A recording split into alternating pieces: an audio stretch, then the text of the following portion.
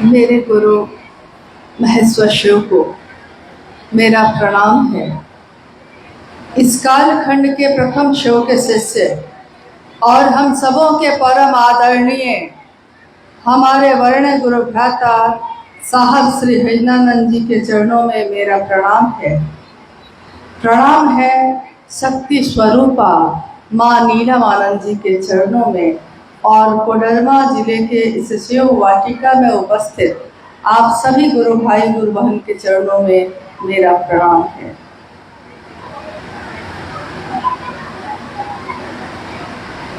हम सबका सौभाग्य है कि आज अपने गुरु शिव के लिए यहाँ आप सबों के समक्ष आने का मौका मिला और इस शिव वाटिका से, इस हॉल से हम सब की कुछ ऐसी याद जुड़ी है कि जब से हम लोग यहाँ बैठे हैं हर पल हम उस पल को याद कर रहे हैं जब आज से लगभग 9 वर्ष पहले 2015 में इसी शिव वाटिका में सशरीर वर्ण गुरु भ्राता हम सबके समक्ष आए और एक शिव गुरु संगोष्ठी उस समय भी हुई थी। आज भी सूक्ष्म रूप में हम सब उनके साथ ही यहाँ उपस्थित हैं और उन्हीं के दिए हुए इस संदेश कि शिव मेरे गुरु हैं, आपके भी हो सकते हैं, इस संदेश को लेकर आप भी चल रहे हैं, हम सब भी चल रहे हैं। यानी हम सब के मन का संकल्प भी एक ही है।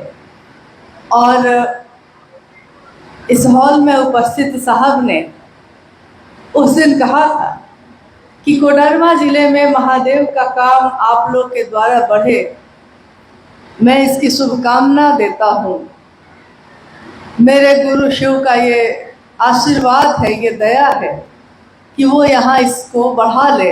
और आज जब हम लोग इस जिले की स्थिति को देखते हैं, काम बढ़ जाना, महादेव के काम का विस्तार हो जाना, ये तो महादेव की दया से ही होता है। और उसके साथ साथ एक निष्ठ बने रह जाना, मतलब दिल दिया है एक को तो उसी के हो जाना जीवन भर के लिए, ये भी बहुत जरूरी होता है। नहीं तो पता चलता है कि जीवन भर प्यास में ही घूमते रह गए, प्यासे ही बने रह गए। कभी यहाँ गड्ढा खोदा, यहाँ पानी नहीं मिला तो किसी ने कहा कि चलो वहाँ भी खोद लेते हैं, तो कुछ देर के बाद हम दूसरी जगह भी खुदाई शुरू कर देते हैं। नतीजा होता है कि कहीं से भी पानी नहीं मिलता और प्यास नहीं बुझती। इसलिए बहुत जरूरी है कि एक विचार पे खड़े रह जाना, जिसके बारे में आपने अभी सुना है थोड़ी देर पहले। शिव शिष्यता की व्याप्ति, उसकी पृष्ठभूमि और उसका प्रयोजन क्या है, क्यों शुरू हुई ये शिव गुरु चर्चा। क्या शिव इससे पहले भगवान नहीं थे? भगवान थे, लेकिन मेरे और आपके नहीं थे। क्या इससे पहले शिव की पूजा नहीं होती थी? होती थी, लेकिन मेरे दिल के धड़कनों में वो नहीं धड़कते थे। पूजा कर्म कांड में ही शामिल रह गई, हमारे दिल तक वो प्रवेश नहीं कर सकी। लेकिन आज हम कुछ भी नहीं करते, कोई कर्म कांड नहीं। सही कहा कि कोई शास्त्र नहीं पढ़ा हम लोगों ने, कोई उपनिषद और पुराण और वेद नहीं पढ़े हमने। जाना है कि ऐसी किताबें हैं, लेकिन पढ़ने का मौका नहीं मिला और कभी पढ़ने नहीं आया। पढ़ा भी है तो अब दिल में महादेव के प्रति ही आकर्षण इतना ज़्यादा है कि दूसरी चीज़ें अब अच्छी ही नहीं लगती। लेकिन उन चीज़ों में भी हम ढूंढते भी हैं तो किसको? शिव को, महादेव को, कि मेरे महादेव के लिए उसमें क्या लिखा हुआ है। तो आज 1974 में शिव को गुरु मानने के बाद साहब श्री के द्वारा जो यात्रा शुरू हुई, वो आज 2024 में हम लोग खड़े हैं। ये यात्रा अनवरत चल रही है, विस्तार पा रही है, फैलती ही जा रही है, बढ़ती ही जा रही है। इसकी गति भी तीव्र होती ही जा रही है। अभी आप लोग इस हॉल में 9-10 बजे से तो जरूर बैठे होंगे। स्वाभाविक है, प्यास भी लगती है, बाहर भी जाना पड़ता है। लेकिन अभी कुछ गुरु बहन लोग पानी का बोतल भी बांट रही थी, तो मुझको याद आया कि अभी कुछ वर्ष पहले तक हम लोग उपवास तो करते ही थे। नहीं, ज्यादातर लोग सोमवार का, एकादशी का या बहुत सारे व्रत का उपवास करते ही थे, निर्जला करते थे, पानी भी नहीं पीते थे। क्योंकि आपको पता है कि पानी नहीं पीना है तो प्यास भी नहीं आती है। देखिए मन की मजबूती का क्या असर होता है।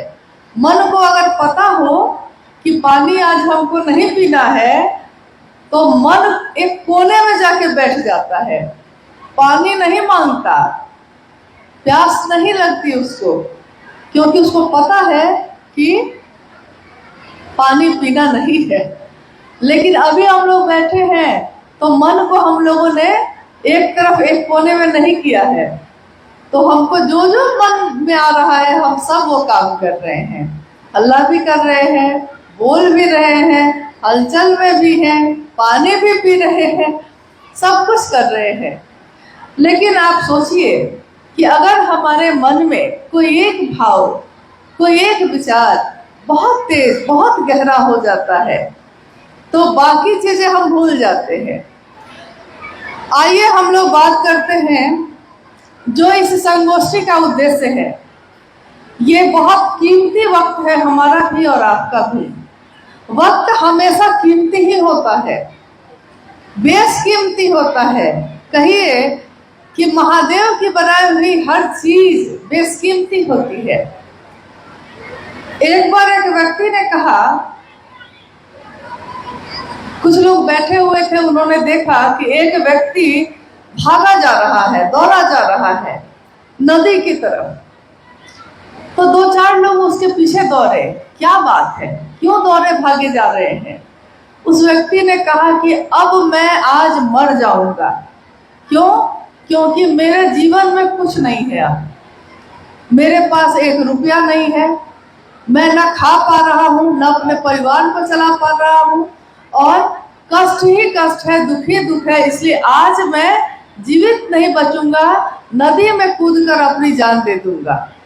एक व्यक्ति ने कहा कि ऐसा करते हैं कि यहाँ एक बहुत अमीर व्यक्ति रहते हैं कि जब तुम अब मर ही जाओगे तो ऐसे भी तो तुम्हारा देह जो है खत्म हो जाएगा।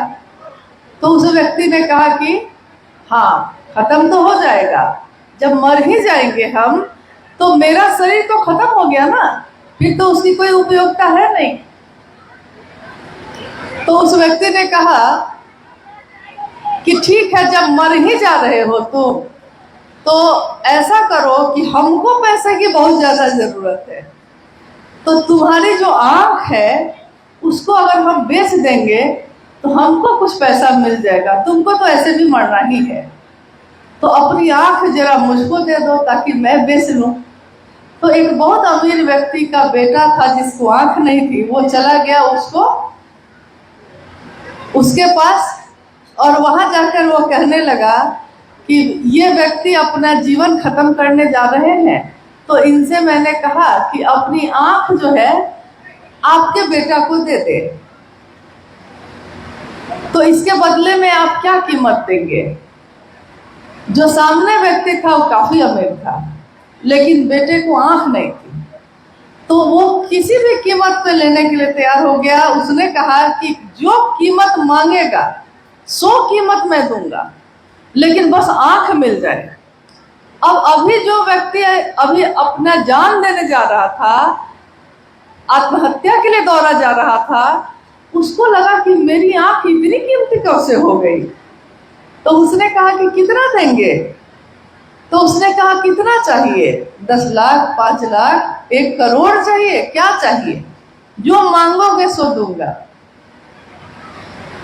तो उस व्यक्ति को लगा कि जब मेरी एक आंख इतनी कीमती है तो हम ये क्या करने जा रहे थे। यानी एक ऐसी चीज जो बेशकीमती है, जिसकी कीमत दुनिया में नहीं लगाई जा सकती, शिव की बनाई हुई हर चीज बेशकीमती है। चाहे वो मेरा शरीर हो, चाहे वो मेरी आंखें हो, चाहे वो आकाश हो, चाहे वो हवा हो, अग्नि हो, जल हो, मिट्टी हो, यानी कि हर चीज बेशकीमती है। अब आप ये बताइए कि शिव की शिष्यता की कीमत क्या है। हर चीज की धरती पे, इस जगत में कीमत होती है, हर चीज की कोई ना कोई कीमत होती है। शिव को गुरु मानना, शिव का शिष्य बन जाना, इसकी कीमत क्या है। अभी जब अनु भैया आप लोगों से बात कर रहे थे तो उन्होंने एक प्रश्न पूछा, तो आप सबने हाथ उठाए थे अपने। प्रश्न ये था कि शिष्यानुभूति एक छोटी सी किताब है जो सन 1990 के दशक में साहब हरिनानंद जी ने लिखी थी और उसको छपवाया गया था। छपवाने के बाद उसको लोगों में वितरित किया गया, दिया गया, ताकि वो भी पढ़े इस चीज को। और अभी अभी अनु भैया ने आपसे जब पूछा कि क्या शिष्यानुभूति आपने पढ़ी है, तो कुछ लोगों को छोड़ के ज्यादातर लोगों ने हाथ उठाए थे।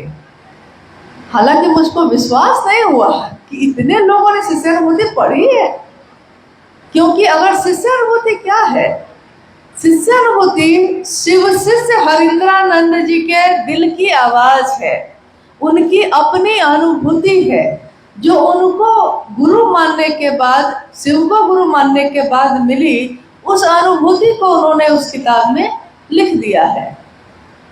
लेकिन तब भी ये याद रखना चाहिए हम लोगों को कि जिसके लिए हमारी जो भावना होती है, जो भाव होता है, उसको अगर आप शब्दों में बोलना चाहिए या लिखना चाहिए, तो न तो आप पूरा बोल पाइएगा, न तो आप पूरी तरह लिख पाइएगा। एक माँ अपने बच्चे को प्रेम करती है। अब उस माँ से पूछिए कि नहीं, तुमको लिख के बताना पड़ेगा कितना प्रेम करती हो, कैसे करती हो, क्या करती हो। तो वो माँ जो भी लिखेगी, जो भी उस किताब में लिखेगी, वो क्या होगा, उसके हृदय की, उसके दिल की एक झलक होगी, पूरा का पूरा हृदय नहीं होगा। तो शिव शिष्य हरिनानंद जी की लिखी हुई किताब शिष्यानुभूति एक झलक है एक शिव के शिष्य की, लेकिन उस झलक में आग है, उस झलक में तपिश है, दाह है उसमें। जैसे आपने देखा होगा हमारे गांव में, अभी तो गर्मी आ गई, लेकिन थोड़ा ठंड का मौसम होता है तो हम लोग कभी लकड़ी जलाते हैं आग तापने के लिए, पुआल भी जलाते हैं, फूस भी जलाते हैं। कभी कभी लकड़ी गीली रहती है, बहुत बड़ी लकड़ी है, लेकिन लकड़ी भीग गई है ओस से, उसको आप जला रहे हैं, आग लग रही है, उसमें थोड़ी थोड़ी आग है, धुआं ज्यादा है, आग कम है, और पूरा दिन वो लकड़ी जलती रह गई, लेकिन किसी को धाग नहीं मिला, किसी को गर्मी नहीं पहुंचा सकी। जलती तो रही, लकड़ी भी थी बड़ी सी, लेकिन वहीं पे फूस होता है, फूस जिसका घर बना लेते हैं हम लोग, झोपड़ी बनाते हैं, फूस को थोड़ा सा रखिए और उसमें माचिस लगाइए, माचिस की तीली से जलाइए उसको, क्षण में जलता है, क्षण में आग लग जाती है। मतलब वो लगता है ऐसे कि जैसे वो जलने के लिए ही तैयार होके बैठा है। किसी ने आग लगाई और वो जला तो धू धू जलने लगता है। वो धीरे धीरे नहीं जलता है, उसका जीवन छोटा है, लेकिन जलता है तो धू धू जलता है, लोगों को उतने ही क्षण भर के जीवन में आग की तपिश भी दे देता है, रोशनी भी दे देता है। और गीली लकड़ी भी जलती है, पूरे दिन जलती रही, न रोशनी दे सकी, न तो तपिश दे सकी। एक शिव के शिष्य का जीवन भी ऐसा ही होता है। शिव शिष्य बनकर जीना, शिव को गुरु बनाकर जीना। कहते हैं कि गुरु जीवन जीने की कला सिखाते हैं। गुरु जीवन जीने की कला मतलब क्या? जीवन तो एक जानवर भी जीता है, जीवन तो एक सामान्य मनुष्य जो जन्म लेता है जीता है, लेकिन सुबह से शाम होती है और जिंदगी यूं ही तमाम होती है। सुबह से शाम हो जाती है, रात दिन खटते खटते, घर का काम करते, खाना बनाते, खेत में जाते ही जीवन खत्म हो जाता है। लेकिन हम कभी भी नहीं समझ पाते कि मेरे जन्म लेने का कारण क्या है, मैं कौन हूँ, कहाँ से आया हूँ, क्यों आया हूँ। जब लाखों लोग इस धरती पे थे ही तो मैंने भी क्यों जन्म ले लिया? लाखों लोग तो थे ही, और भी आ जाएंगे तो क्या हो जाएगा। लेकिन गुरु शिव जब होते हैं तो वो पूरे जीवन को जीने की कला सिखा देते हैं। अब उसी जीवन में दुख है, सुख है, कष्ट है, परेशानी है, लेकिन उस जीवन में हमारे होठों पे मुस्कान है। सुख और दुख सब है, परेशानियां भी हैं, जो चीजें पहले थी वो अब भी है, लेकिन जीवन बदल गया क्योंकि हमारा मन बदल गया, हमारा अंतर बदल गया। तो जब इनर अंतर बदल जाता है तो आदमी में परिवर्तन होता है। जब उसका अंदर का जो व्यक्तित्व है वो बदलता है तो उसके बोली में, उसके आचरण में ये सारी चीजें परिलक्षित होती हैं, दिखाई देती हैं। और क्या बदल जाता है ऐसा? क्योंकि हम लोगों ने कोई ज्ञान नहीं लिया है, न तो गणित पढ़ा है, न तो विज्ञान पढ़ा है, कुछ भी नहीं जाना है। ये मंच भी है तो इस पे कोई विद्वान नहीं है, ये तो गुरु का मंच है और इस मंच पे शिष्य लोग बैठे हैं, अपने गुरु की बात कर रहे हैं। कुछ भी बदला नहीं है। बस इतना ही हो गया कि जिस जीवन में हम बात ही करते रहते थे, हमेशा बात करते रहते थे, खेत पे गए हैं तब भी बात की है, लेकिन किस बारे में?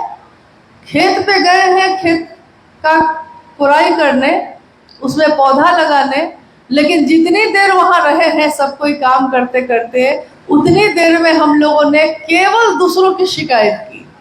मेरा पड़ोसी ऐसा करता है, तो मेरी ननद ऐसा, तो मेरी भाभी ऐसी, मेरी बहू ऐसी, तो बहू वहीं पे दूसरे खेत में बात कर रही है कि मेरी सास ऐसी। मतलब कि हम बात तो बहुत करते थे पहले भी, लेकिन हमारे बात का विषय क्या था? विषय ये था कि हम दूसरों के बारे में केवल खराब बोल रहे थे। क्या बोल रहे थे? कि वो खराब है, कि वो अच्छा है। लेकिन जिसके बारे में हम बोलते थे वो सुनता नहीं था, वो तो वहां नहीं रहता था, लेकिन हम बोल रहे हैं तो बोल कौन रहा है? जो बोल रहा है वही सुन भी रहा है। तो इसका असर ये होता था कि हमारे जीवन पे भी इस बात का असर था, जीवन में भी वही चीजें होती थी। कभी कभी आपके साथ ऐसा हुआ होगा कि कभी ऐसे व्यक्ति आपके जीवन में आते हैं कि उनको देख के आप कहते हैं कि देखा इसका चेहरा कैसा है, तो दूसरा पूछता है क्यों, कैसा है? तो लगता है ना कि अंदर से बहुत ही खराब आदमी है। तो दूसरा बोलता है कि अरे कितना सुंदर चेहरा है। पहला बोलता है चेहरा सुंदर है, लेकिन इसका मन का जो गंदगी है ना, ये इसके चेहरे को खराब कर दिया है। यानी कि मन अगर साफ है तो काला और कुरूप व्यक्ति भी सुंदर लगता है, और मन अगर खराब है किसी का तो गोरा और सुंदर आदमी भी खराब लगता है। यानी मन तो हर जगह महत्वपूर्ण है। उसी मन में साहब हरिंदर जी ने शिव का प्रवेश करवाया। उन्होंने कहा शिव आज भी गुरु हैं, शिव जो भगवान है वो हमारे आपके अपने गुरु हो सकते हैं। अब आपने सुनी शिव शिष्टता की पृष्ठभूमि, जिसमें आपने सुना कि साहब ने चमत्कार सीखने के लिए शिव को गुरु बनाया था। बात तो सही है, लेकिन उनके जीवन में कुछ समय के बाद आकाशवाणी हुई, एक आवाज आई जो जिसके बारे में आपने किसी न किसी से सुना होगा। आवाज ने कहा, उनसे पूछा कि तुम क्या करते हो। और ये देखिए कितना महत्वपूर्ण है ये वाकया कि साहब खुद बताते हैं कि जब आवाज आई, आकाशवाणी आई, और उस आकाशवाणी ने मुझसे पूछा कि तुम क्या करते हो। साहब कहते हैं कि मैं उस समय लौकिकता में डिप्टी कलेक्टर था, मधेपुरा में पोस्टिंग थी मेरी। जैसे आपसे कोई पूछे कि भाई आप क्या करते हैं, पहला उत्तर आपका क्या होगा। कोई आपसे पूछे कि आप क्या करते हैं तो आप क्या बोलिएगा। जो डॉक्टर है वो कहेगा कि हम डॉक्टर हैं, कोई शिक्षक है तो कहेगा कि हम मास्टर हैं, कोई इंजीनियर है तो कहेगा कि इंजीनियर है, कोई घरेलू कामकाज की देखभाल करता है तो वो गुरुवान कहेगी कि हम घर को देखते हैं, घर की देखभाल करते हैं। यानी कि पहला प्रश्न का उत्तर जो पहला होगा वो ये होगा कि हम इस धरती पे क्या करते हैं। तो साहब ने कहा कि जब आवाज आई कि तुम क्या करते हो, तो मेरे मुंह से क्यों निकला ये मैं नहीं जानता हूं, लेकिन मेरे मुंह से उत्तर निकला, शिव शिष्य बनाता हूं। तुम क्या करते हो, तो मैं शिव शिष्य बनाता हूं। देखिए साहब कह रहे हैं कि मैं ये क्यों नहीं बोल पाया उस दिन कि डिप्टी कलेक्टर हूं, प्रशासन का काम देखता हूं, बिहार सरकार का बड़ा पदाधिकारी हूं, कुछ भी कहता। लेकिन इस जगत का जो भी मेरे साथ जुड़ा हुआ है, जो भी परिचय है मेरा इस दुनिया में, इस जगत में, जब आकाशवाणी हुई, जब वो आवाज आई, तो मैं भूल गया कि मैं इस दुनिया में क्या हूँ, और मेरे मुंह से निकला कि शिव से बनाता हूँ। आवाज ने जो थोड़ी देर बातचीत हुई उसके बाद कहा कि जो तुम करते हो वही दूसरे को करने को कहो। अब साहब कहते हैं कि मैं क्या करता हूँ, तो इसका उत्तर तो उन्होंने खुद ही दे दिया था कि मैं शिव से बनाता हूँ, मैं शिव का शिष्य हूँ और मैं शिव शिष्य बनाता हूँ, यानी दूसरों को कहता हूँ कि आप भी शिव को अपना गुरु बनाइए। कभी भी अगर साहब के साथ हम लोग बैठे होते और साहब से एक बार हम लोगों ने पूछा कि आखिर आपके मुंह से यही बात क्यों निकली, साहब ने कहा वही तो मैं भी ढूंढ रहा हूं आज तक कि मेरे मुंह से ये बात क्यों निकली। तो उन्होंने कहा कि एक जहाज की घटना है, उसको सुनो। एक पानी के जहाज पे बहुत सारे यात्री बैठे थे और जहाज जो था पानी में जा रहा था। पानी का जहाज पानी में चल रहा है, अब बहुत गहरा है, समंदर है, सागर में चल रहा है, समंदर में पानी का जहाज चल रहा है। अचानक एक बच्चा रेलिंग पे लटक के नीचे देख रहा था, अचानक एक बच्चा पानी में गिर गया, फिसल गया, गिर गया। अब जहाज के सारे लोग इकट्ठे हो गए और चिल्लाने लगे बचाओ बचाओ बचाओ, लेकिन कूदने के लिए कोई तैयार नहीं था। तभी लोगों ने देखा कि एक सरदार जी सीधे पानी में कूद गए हैं और बच्चे को बचा रहे हैं। तो लोग उनका जो है साहस बढ़ाने लगे, वाह सरदार जी, वाह वाह वाह, आपने बच्चे को बचा लिया, बचा के ले आइए। सरदार जी बेचारे जैसे तैसे तैरते हुए उस बच्चे को बचाकर जहाज पर लेकर फिर से चढ़ गए, रस्सी लटकाई गई, चढ़ गए जहाज पे। अब लोग जो है सरदार जी की बहुत शाबाशी उनको देने लगे, कहने लगे कि आपने कमाल किया, किसी को साहस नहीं हुआ कूदने का, आप कैसे कूद गए। सरदार जी ने कहा कि मैं भी उसी को ढूंढ रहा हूं कि मुझको धक्का किसने दिया था, इसमें पानी में मुझको धक्का किसने दिया था, मैं भी उसी को ढूंढ रहा हूं, क्योंकि मुझको कूदने का साहस नहीं था, किसी ने मुझको धकेल दिया।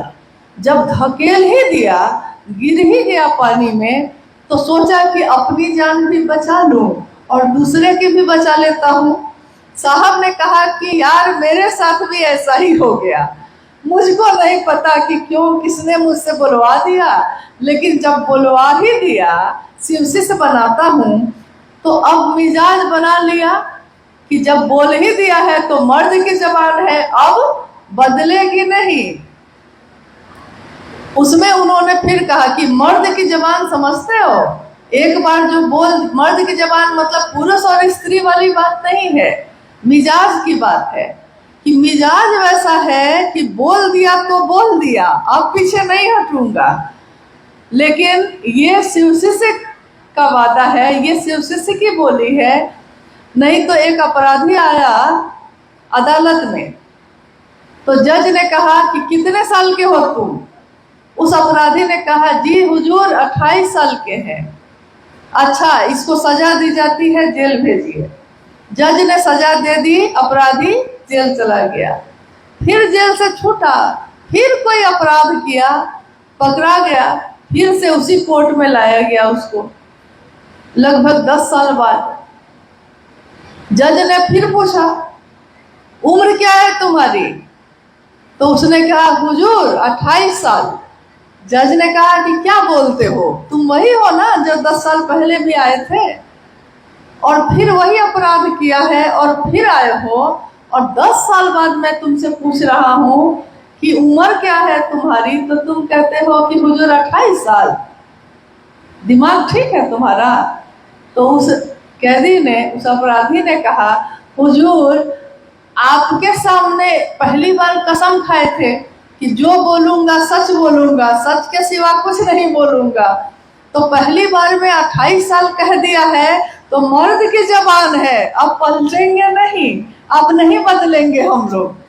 वही साहब ने कहा कि जब एक अपराधी ऐसा कर सकता है, तो मैं शिवकाशी सहेंद्रानंद अपनी बात से अब वापस नहीं जाऊंगा। मैंने कह दिया, स्वीकार किया मेरे गुरु के सामने, मेरे महादेव के सामने, कि मैं शिवशिष्य हूँ, शिवशिष्य बनाता हूँ, तो मैं अब पूरे जीवन यही काम करूं। और उन्होंने सन 1974 में शिव को गुरु मानने के बाद लोगों के जीवन में महादेव की शिष्यता का दान देना शुरू किया।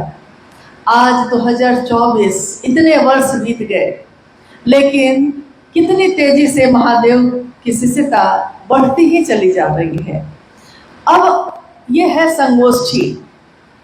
संगोष्ठी का अर्थ आप जानते होंगे, एक छोटी बैठक नुमा, एक कार्यशाला, एक बैठक कह सकते हैं आप इसको, जिसमें हम सब इस बात पे विचार करते हैं कि जो काम हम लोग कर रहे हैं, इस काम को करने के पीछे हमारा मकसद क्या है, उद्देश्य क्या है, और इस काम को हम कैसे करें। इस काम को करने के बाद इसका रिजल्ट, इसका परिणाम क्या होगा, क्योंकि हम अपने जीवन में जो भी काम करते हैं उसके पीछे कोई उद्देश्य होता है, और उद्देश्य की पूर्ति के लिए हम ज्ञान लेते हैं, ज्ञान को पूरा करने के लिए फिर हम काम करते हैं।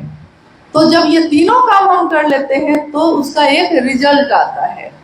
जैसे हम अपने बच्चे का एडमिशन कराते हैं स्कूल में, जब पहला क्लास में एडमिशन कराते हैं उसी समय सोच लेते हैं कि बेटा को इंजीनियर बनवाएंगे, सोचते उसी समय है, यानी कि इसका परिणाम क्या आना है हम उसी समय सोचने लगते हैं। लेकिन शुरुआत हम करते हैं पहला क्लास से, फिर बारी बारी से क्लास बदले जाते हैं, ज्ञान बढ़ता चला जाता है, परिमार्जन होता चला जाता है, कक्षाएं और ऊपर होती चली जाती हैं, स्कूल पास कर गया, कॉलेज पास कर गया, कंपटीशन में बैठा, और एक दिन वो इंजीनियर बन जाता है। तो आपने कोई चीज विचार में अपने मन में सोचा था किसी दिन, उस दिन ये काम हुआ नहीं था, सोचा था मन में, सोचा है कि एक घर बनवाएंगे, लेकिन उस घर को बनाने के लिए सोचने से काम नहीं चलेगा, ये भी आपको पता है। तो आप इसके लिए ईंटा, बालू, गिट्टी सबको एक जगह गिरवाते हैं और खुद ज्ञान लेते हैं कि घर कैसे बनेगा, या फिर किसी ऐसे व्यक्ति को लाते हैं जिसको ये ज्ञान हो। तो ज्ञान लेते हैं, कि घर कैसे बनेगा। ज्ञान भी लेकर अगर बैठे रह गए, सामान भी गिर गया, ज्ञान भी ले लिए, लेकिन अगर काम नहीं करेंगे उस पर, तो क्या होगा? जब बनेगा घर? कभी भी बनेगा? नहीं बनेगा। यानी इसके लिए हम करते हैं कर्म, काम करते हैं, और तब हमारे द्वारा किए हुए परिश्रम से, काम से एक दिन वो घर जो मेरी सोच में था, जो मेरी कल्पना में था, एक दिन मूर्त रूप होकर सामने आ जाता है, सामने दिखने लगता है।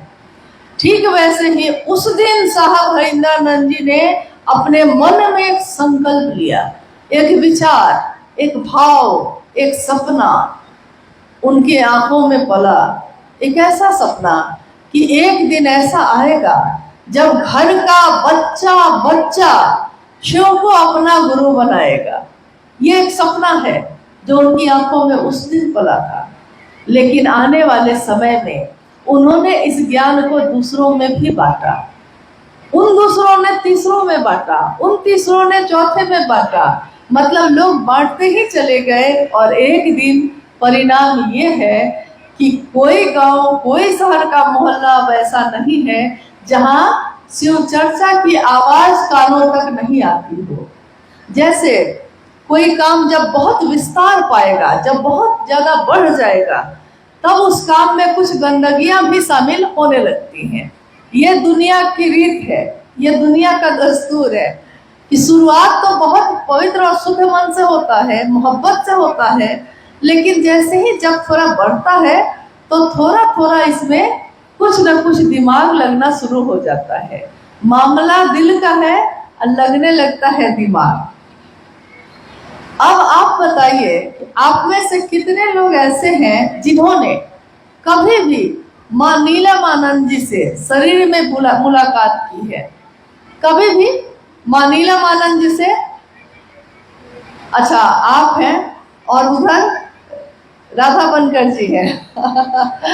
हाँ, यानी कि इस पूरे हॉल में दो व्यक्ति जिन्होंने हाथ उठाया कि माँ नीलमानंद जब शरीर में थी तो उन्होंने इनसे भेंट की है। हम लोगों को छोड़ के आप लोग की तरफ से जो है उसमें दो व्यक्ति हैं। अब आप बताइए कि इन दो व्यक्तियों पे कितनी बड़ी जिम्मेदारी है इस बात की कि अब उसके ऊपर है कि वो माँ नीलमानंद जी के बारे में दूसरों को जो बताएंगे वो क्या बताएंगे। अब इनके ऊपर है कि लोग अगर माँ नीलमानंद जी को जानेंगे तो किनके द्वारा जानेंगे? उनके द्वारा जिन्होंने कभी शरीर में रहते उनसे भेंट की है। तो ये आपको बताएंगे कि वो देखने में ऐसी थी, वो ऐसा बोलती थी, वो ऐसा करती थी, वो सिर्फ शिष्यों के लिए इस तरह से काम करती थी। नहीं, तभी हम जानेंगे ना, तभी आप जानिएगा ना, क्योंकि आपने तो अभी उनको देखा नहीं शरीर में। अब साहब हरिंद्रानंद जी को सशरीर, मतलब शरीर में रहते हुए कितने लोग ऐसे हैं जो उनसे भेंट किए हैं? अच्छा, ज्यादातर लोग हैं, कुछ लोग होंगे जो नहीं मिल पाए होंगे, ज्यादातर लोगों ने भेंट की है, मिले हैं।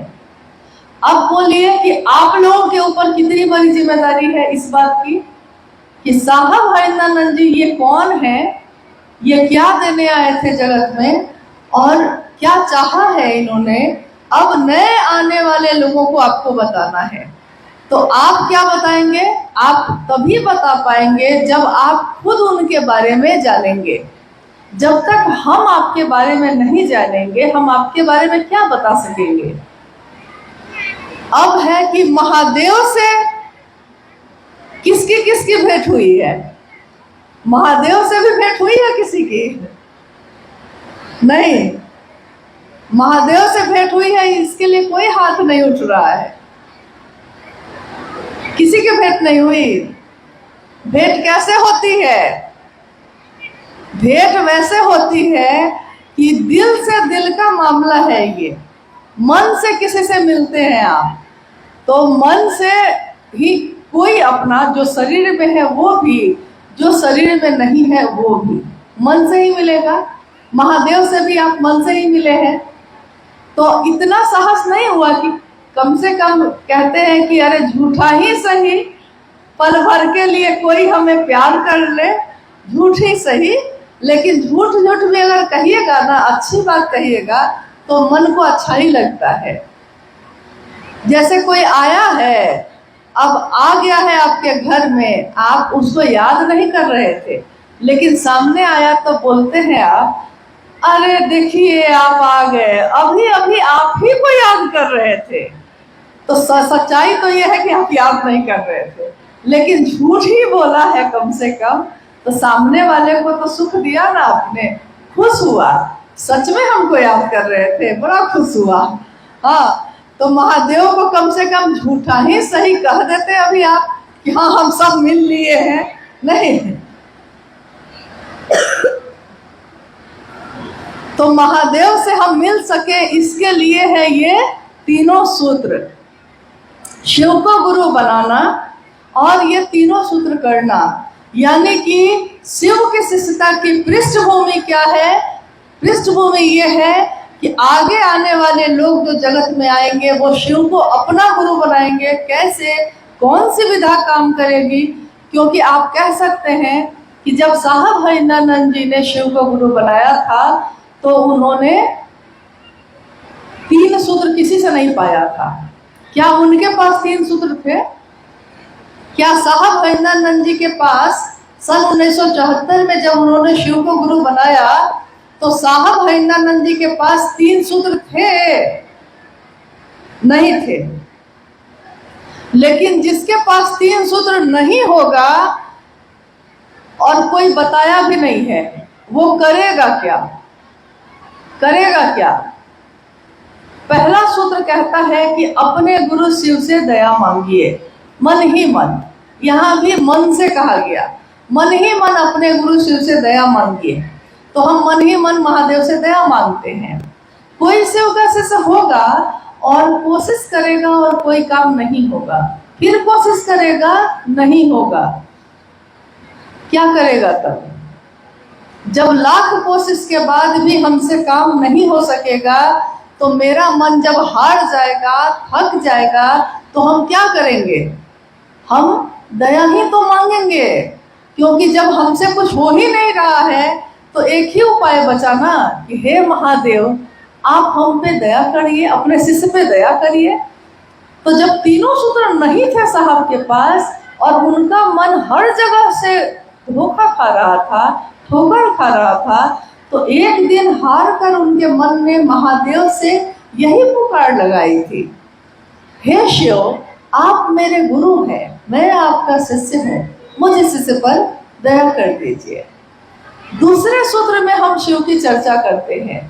अब अभी अभी आपने सुना कि शिव की चर्चा, पूर्व में शिव की चर्चा का प्रचलन नहीं था, लेकिन शिव की कथा का प्रचलन था। जैसे राम कथा, कृष्ण कथा या शिव पुराण की कथा, ये सब तो प्रचलन हजारों साल से है। हर जगह गांव देहात में भी हम लोग के यहाँ होता था, नहीं होता था? शिव कथा का कहा लेते हैं, पूजा रख लेते हैं। लेकिन शिव चर्चा ये शब्द जो है ये कब आया? जब शिव शिष्यता की व्याप्ति होने लगी, शिष्यता बढ़ने लगी, शिव की चर्चा का विस्तार होने लगा, तो साहब ने ये बात कही कि ये क्या है, ये जो बातचीत है आपस की, इसको क्या कहते हैं? इसको कहते हैं शिव चर्चा। अब साहब कहते हैं कि मेरे गुरु शिव ने इतना ही कहा था कि तुम जो करते हो दूसरे को करने को कहना। अब उन्होंने ये नहीं कहा था कि शिव की चर्चा करने में फोटो भी लगाना, प्रसाद भी चढ़ाना, नाच गाना भी करने लगना, नहीं, बाजा भी लगाइए लेना। ये सारी बात तो मेरे गुरु महादेव ने नहीं कही थी मुझको। उन्होंने तो कहा था कि हर व्यक्ति से बात करे, क्योंकि बात करने से ही सबसे ज्यादा सामने वाला आपकी बात को ग्रहण कर सकेगा, सुन सकेगा। बाजा लगाना गलत नहीं है, आपको जरूरत है बाजा लगाइए। तस्वीर या प्रसाद रखना गलत नहीं है, ये तो प्रचलन हजारों साल से आया है। लेकिन शिव चर्चाओं में जब आप जाते हैं 2 या 3 घंटे के लिए, और उसमें अगर हम ये सारे कर्मकांड करने लगेंगे तो 2 घंटे का समय है। अब उसी 2 घंटा में बारी बारी से सबको चर्चा भी करनी है और मेरे महादेव का कैसे काम बढ़े इस पर भी बात करनी है। तो उसी 2 से 3 घंटे में ये सारे काम करने हैं। अगर आपके पास है ये चीजें आप तो कर लीजिएगा, लेकिन साहब हरिनंदन जी के पास तो बहुत सारी चीजें थी। डिप्टी कलेक्टर ही थे, उनकी पत्नी राजमणि नीलम आनंद राज परिवार की बेटी ही थी। अभी आपने सुना कि मां नीलम आनंद जी का ननिहाल था मसनौडी, इसी कोडरमा जिले में, और काफी समृद्ध परिवार रहा है। तो किसी चीज की कमी थी क्या उनको? वो अगर शिव चर्चा कराते तो क्या क्या रखते वहां? अगर साहब और दीदी माँ शिव चर्चा का आयोजन करें तो उनको क्या क्या रखना चाहिए? उनके पास तो थी ना भाई, सब कुछ, सारी व्यवस्था थी ना, लेकिन उन्होंने कभी भी ऐसा नहीं किया। उन्होंने ऐसा किया जो गरीब से गरीब आदमी भी जिस काम को कर सकता हो। यानी राज परिवार की बेटी, डिप्टी कलेक्टर की पत्नी अखबार बिछाकर जमीन पर बैठी। क्यों? उनके लिए तो सोफा था, वो क्यों बैठी थी अखबार पे उस दिन? इसलिए बैठी क्योंकि अगर वो नीचे बैठेंगी तब नीचे घास पे बैठने वाले लोग, झोपड़ी में रहने वाले लोग तब उनकी बात सुनेंगे। इसके लिए आपको उनके स्तर पे बैठना होगा, आपको उनके स्तर पे जाके बात करनी होगी, तभी वो आपकी बात को सुनेंगे, तभी वो आपको अपना समझेंगे। और अगर आप कहेंगे कि नहीं ये सारी चीजें भी रखनी है, प्रसाद भी रखना है, फोटो भी रखना है, 500 का बाजा भी लगाना ही पड़ेगा तुमको, अगर बाध्यता होगी तो याद रखिएगा बहुत सारे लोग तो शिव चर्चा करेंगे, लेकिन बहुत सारे लोग इससे वंचित हो जाएंगे। और हमको आपको कोई ऐसा काम नहीं करना चाहिए जिससे कोई टूट जाए या कोई छूट जाए, क्योंकि साहब ने हमेशा कहा है कि कोई टूटे नहीं, कोई छूटे नहीं। न कोई टूटना चाहिए मेरी बात से, न कोई छूटना चाहिए। वो भले हमको छोड़ दे, लेकिन मैंने शिव को गुरु बनाया है तो मेरा यह कर्तव्य है कि मेरे तरफ से ये काम नहीं होना चाहिए। अब मैंने कहा कि ये संगोष्ठी है, तो आइए हम लोग कुछ जिज्ञासाओं पे बात करते हैं। एक सामान्य जिज्ञासा है बहुत गुरुवानों के तरफ से, इस पर भी रखा दीदी बात हुई की है। जिज्ञासा है कि दूसरे प्रकार के सत्संग में वहाँ के लोग नाचते और झूमते थे, क्या दीदी शिव चर्चा में हम लोग भजन के क्रम में नाच और झूम सकते हैं कि नहीं?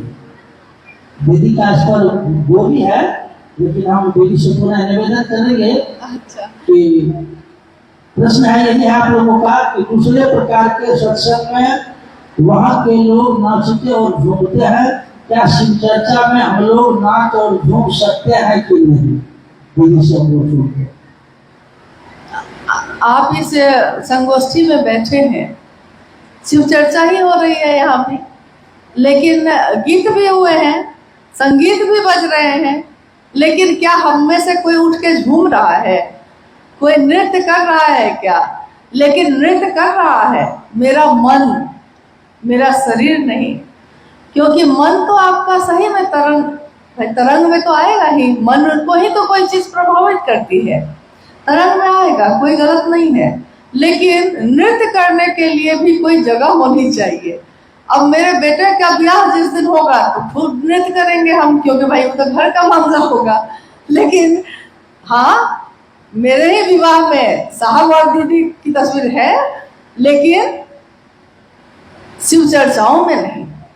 शिव चर्चाओं की अपनी एक गरिमा है, एक मर्यादा है, क्योंकि अभी अभी मैंने कहा कि 2 गुरु भाई, एक गुरु भाई ने हाथ उठाया कि मां नीलम आनंद जी से वो शरीर में मिले हैं।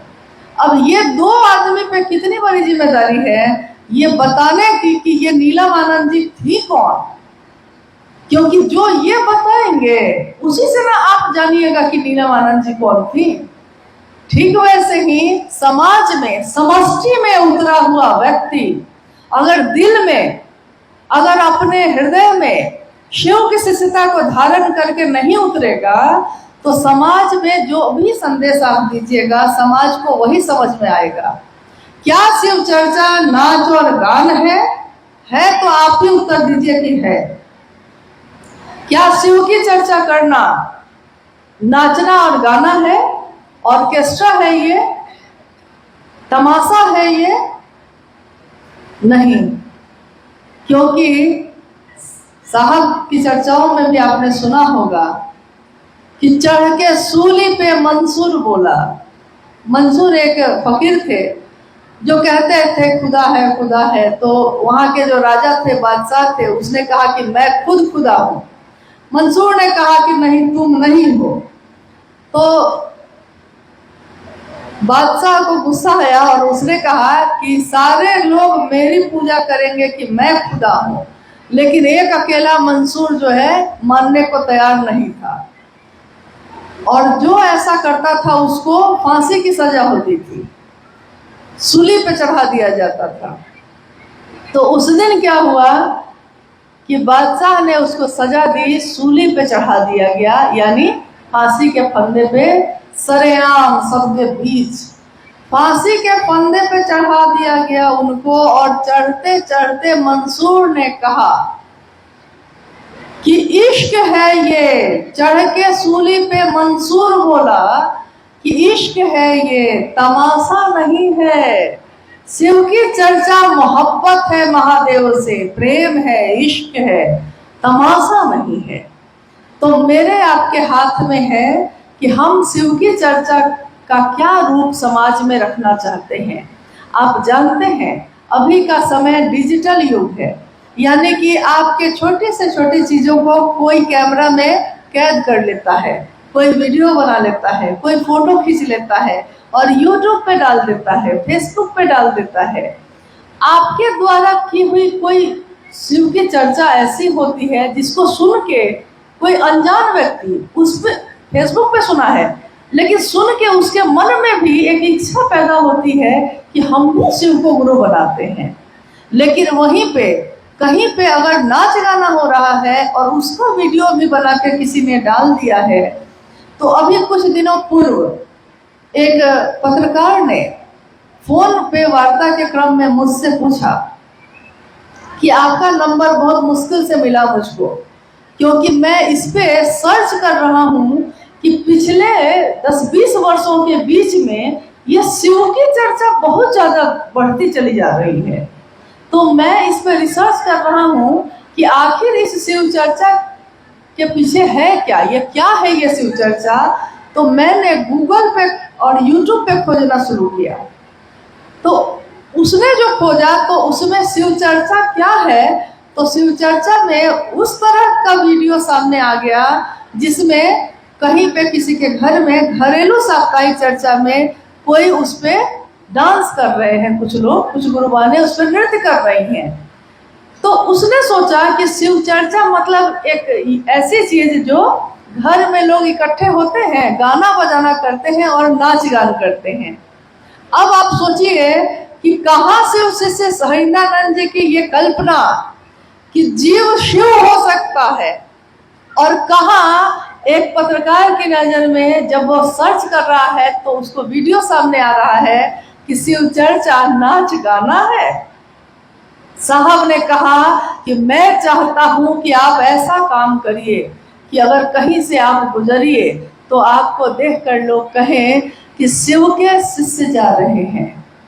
लेकिन आप अभी कहीं से गुजरते हैं तो लोग आपको देख के कहते हैं कि क्या कहते हैं, कौन जा रहे हैं, कौन लोग हैं, शिव चर्चा वाले हैं। जैसे कोई बाजार में बिकती हुई कोई चीज है। शिव शिष्यता तमाशा नहीं है, शिव शिष्यता व्यापार और तिजारत नहीं है, शिव की शिष्यता मोहब्बत का रास्ता है।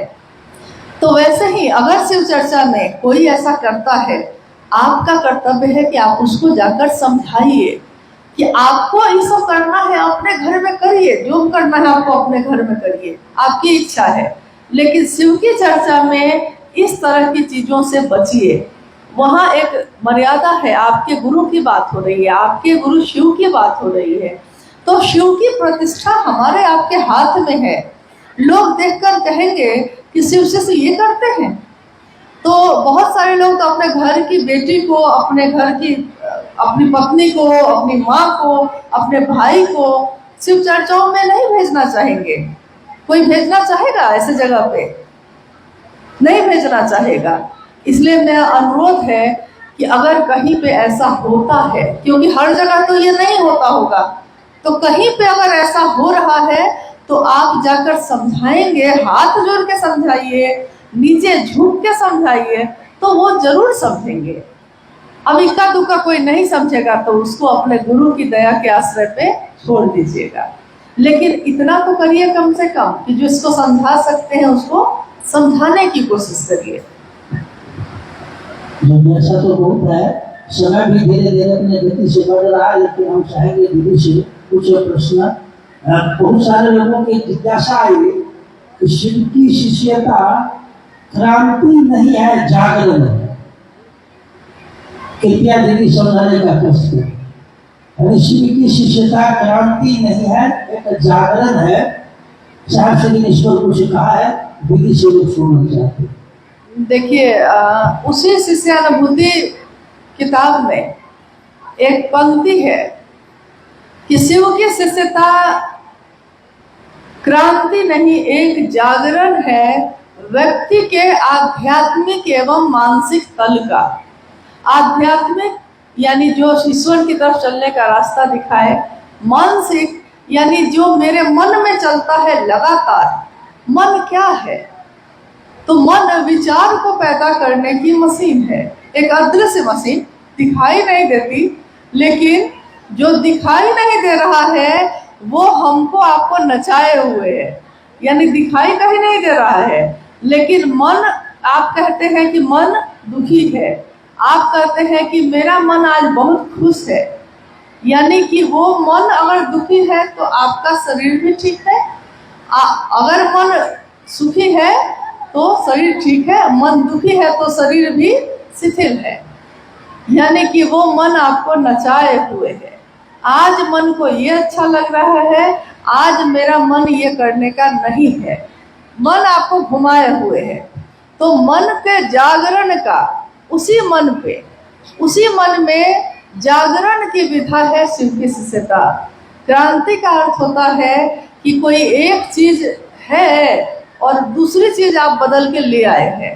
जैसा आपने सुना होगा कि अंग्रेजों का जब शासन था तो देश में क्रांति हुई। किस लिए हुई थी? क्रांति हुए, आंदोलन हुआ। किस लिए? कि अभी जो अंग्रेजों की सत्ता है वो बदलना है, उसको हटाना है और भारत के लोगों को ले आना है। यही ना क्रांति का अर्थ, यही है कि एक जो शासन है उसको बदल के दूसरे को ले आना। लेकिन शिव की शिष्यता तो ये नहीं है, शिव की शिष्यता तो शुरू से है। तो शिव की शिष्यता जागरण है, यानी कि वो शिव जो मेरे आपके अंतर में सोया है उसको जगाने का काम करना है। यह शिव की शिष्यता उसको जगाती है। अब आप ये सोचिए कि पहले हमारा ही मन था, किसी से कोई मतलब नहीं रखता था, लेकिन जब से शिव चर्चाओं में जाने लगे हम लोग, तब से कोई अनजान आदमी के हाथ में भी कंगन दिख जाता है तो मेरा मन तुरंत उसकी तरफ आकर्षित होता है। तुरंत हम कहते हैं कि कंगन पहने हैं, तो वो पूछता है तो नहीं गुरु भाई है क्या? देखिए, तुरंत हमारे मन का भाव बदला है, सिर्फ वो कंगन देख के ही बदल गया। या शिव चर्चा में किसी को देखा आपने? जागरण है इस बात का कि महादेव जैसा है वैसा ही ना अपने शिष्य को बनाएंगे। गुरु अपने जैसा ही अपने शिष्य को बनाते हैं। शिव भी गुरु होंगे तो अपने शिष्य को कैसा बनाएंगे? अपने जैसा बनाएंगे। तो अपने जैसा बनाना यानी जीव से शिव बना देना, इसके लिए हम ये तीनों सूत्र जब करते हैं तो हमारे मन में धीरे धीरे परिवर्तन होने लगता है। शिव से दया मांगना, शिव की चर्चा करना, शिव को प्रणाम करना, हम करते बस यही तीन काम है। देखने में बहुत आसान लगता है ये कि इसमें क्या है, हम तो ये काम कभी भी कर सकते हैं। लेकिन जो चीज़ देखने में आसान लग रही है वो आसान होती नहीं है। दया मांगना बहुत कठिन है। दया का अर्थ होता है कि पूरी तरह टूट कर गिर जाना, समर्पित हो जाना। तुम ही अब जो करोगे सो है, नहीं तो हम अब कुछ भी नहीं है। आमी यंत्र तोमी यंत्रिमा, मैं बस यंत्र हूँ, तुम इस यंत्र को चलाने वाले हो। जब तक हमारे मन में ये भाव नहीं होता तब तक हमारा मन दया नहीं मांगता सचमुच में। लेकिन साहब भजनानंद जी ने कहा कि शिव की चर्चा में अविश्वास हो तब भी, अश्रद्धा हो तब भी, संशय है यानी शक है, धोखा हो जाएगा, क्या पता यहाँ भी कुछ होगा कि नहीं होगा, ये हो तब भी अगर आप खड़े रह गए, सिर्फ खड़े रह गए, तो नतीजा वही होता है जो विश्वास करने पे होता है। अविश्वास में भी परिणाम वही आएगा। खड़े रहना जरूरी है। तो ये जागरण जो हमारे आपके मन में हुआ है, इस जागरण को लेकर हम लोग खड़े रहें अपने गुरु शिव के लिए।